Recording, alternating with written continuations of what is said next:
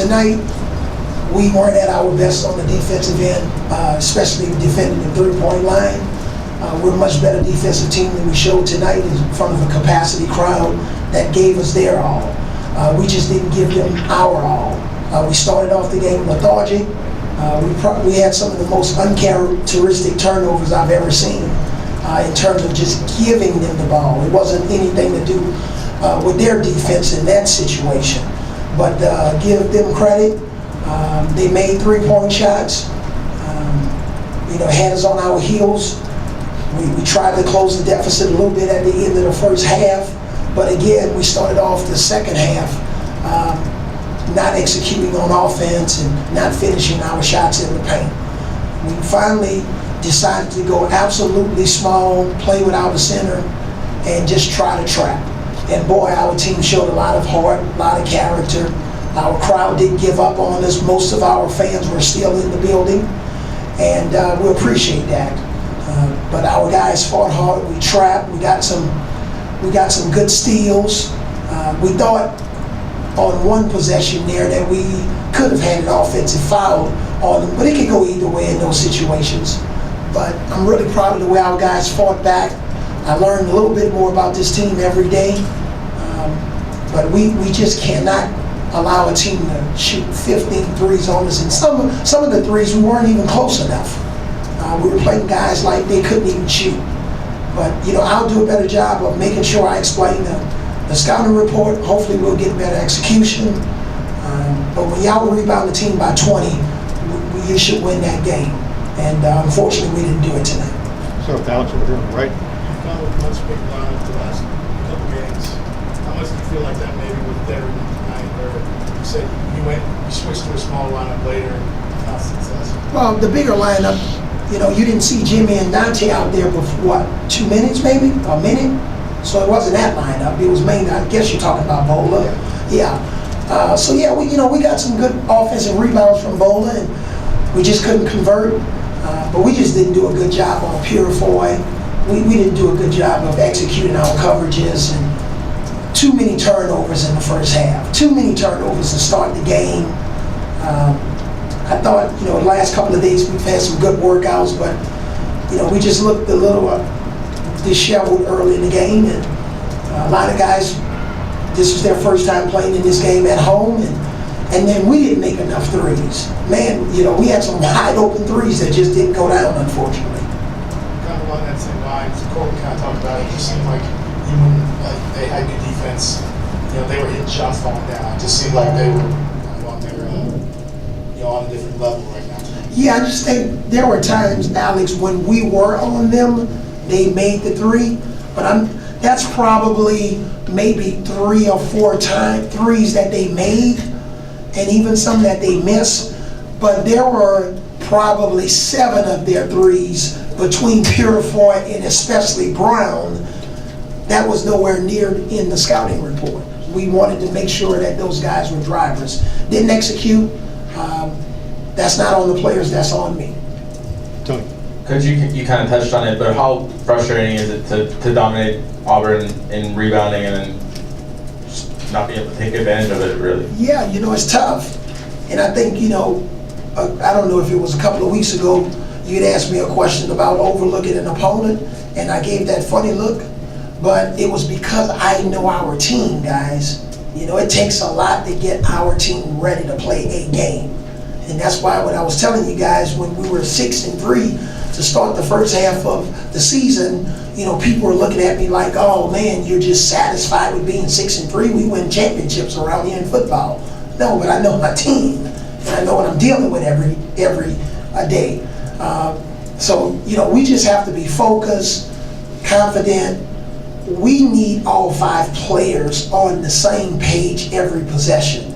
We don't have a 25, 27-point score every night. So the ball has to move, and the ball doesn't need to move when we're in a scramble situation. It needs to move all game long. Back. Coach, there were a lot of moments where Davion Ingram's putting his body on the floor, getting out the loose balls, just doing everything to kind of keep the team going forward. Just talk about his maturity and when he sees it's time to turn it on, how he gets involved. Yeah, when Dejon gets downhill, we like it. We're still working with him on, finishing around the basket a little bit more. But, he gave us his all. He got a little early foul trouble there early in the game. It was on one play where we probably should have just jumped over the guy and shot it. But the great thing about our guys is they listen, they want to get it right. We just need everybody to be pulling in the same direction. It's my responsibility to make that happen. And Coach, how do you, Riley Barnes had a really good 5 or 6 game stretch, but tonight you got him a lot of open looks, but he just couldn't find it from the 3-point. How do you kind of get his confidence back? And then B, this team responded the last time with one of their better efforts after a loss to Auburn. How do you kind of get them back on track? Yeah, it's all about motivating. I wear about 5 or 7 different hats every day. Some of it's coaching, some of it's motivating. A lot of it is psychologist, teacher, sometime big brother, sometime dad. I try to find whatever motivational tools or teaching tools, techniques to try to keep our guys' confidence up. A lot of your really, really good teams, they have swagger. They do not get discouraged if there's a turnover or a missed shot or if they miss 2 in a row. We're trying to grow our guys into that maturity. That life is not always quote unquote fair. What do you do when there's some adversity? How are you going to respond? And the main thing is, even though Riley missed some shots, it's not his fault we lost. It's a team effort. We got to do a better job of setting better screens and making better passes and not throwing passes to our ankles and throwing it to the guy's shooting pocket where he can catch it and shoot. Alex. You talked about this rivalry now, you're 2 years in. I guess I can hear the frustration in your voice. How disappointing is this, the way it happened? Well, no, I think you commented on, I think I was down 1-2 in the series, but it's not just about being down 1-2 to Auburn. If I know how much this rivalry means, Alex, to so many people, and it's not just frustrated just because we lost to Auburn, but it includes that, obviously. But I know the bragging rights that people have all across the state, in the nation, and there's a responsibility there. But just remember what I said. We came here to, yes, beat Auburn, but we came here also with an even bigger plan in mind, to try to take the university somewhere where it's never been. We haven't accomplished beating Auburn this year, and we haven't accomplished our ultimate goal. And it's not an overnight deal, and it's not an excuse. This is not a microwave situation, okay? But we got to keep working. I'm frustrated by us not being able to have the type of effort throughout the course of the game that we had in the last 5 minutes. That's what disappoints me. And because I'm the one that's in charge, I have to do a better job, but also our guys have to continue to grow in maturity. We can't drop our heads as much and feel like 1,000 pounds is on our shoulders. And I have to continue to educate them about that. We got time for 2 more, so here on the left. Coach, you talked about the lethargic start in the first half, but you got it within 2 at the half. Were you surprised that they came out in the second half essentially the same way the first half? Yeah, and again, that's something that we talked about. We didn't come out with the type of fire.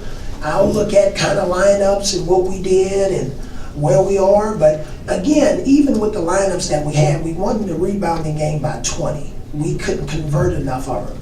Or when we got the offensive rebound, we couldn't finish inside. We talked about not only 3-point shooting, but when we get the offensive rebound, we got to be able to go up and finish it. They snatched the ball away out of our hands a couple of times. So we just got to be stronger with the ball, get in the weight room, get stronger, just be nasty and tough, and have what I talk to the team about is that intestinal fortitude and fiber. Okay, anything else? Go ahead. The last one, Yeah, right? go ahead. Yeah, just wanted to ask, in a game of runs, basketball has a lot of runs, y'all couldn't sustain anything in the second half until it was desperation time. Is that because they just shot so well that y'all couldn't Well, put a bunch together? and obviously you've been watching us all year. We haven't been a sustainable team.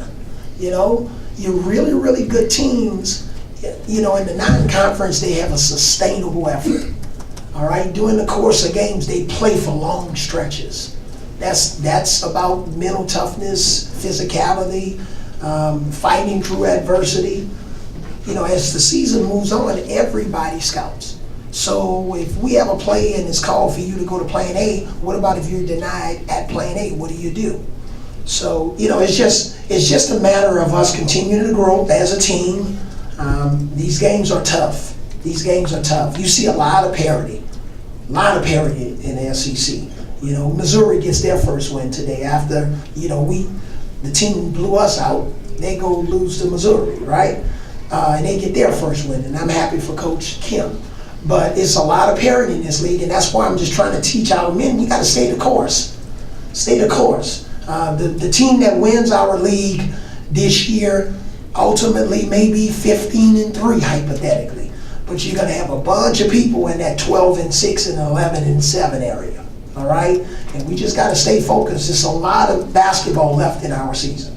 Thanks, Coach. Okay, thanks. Thank you.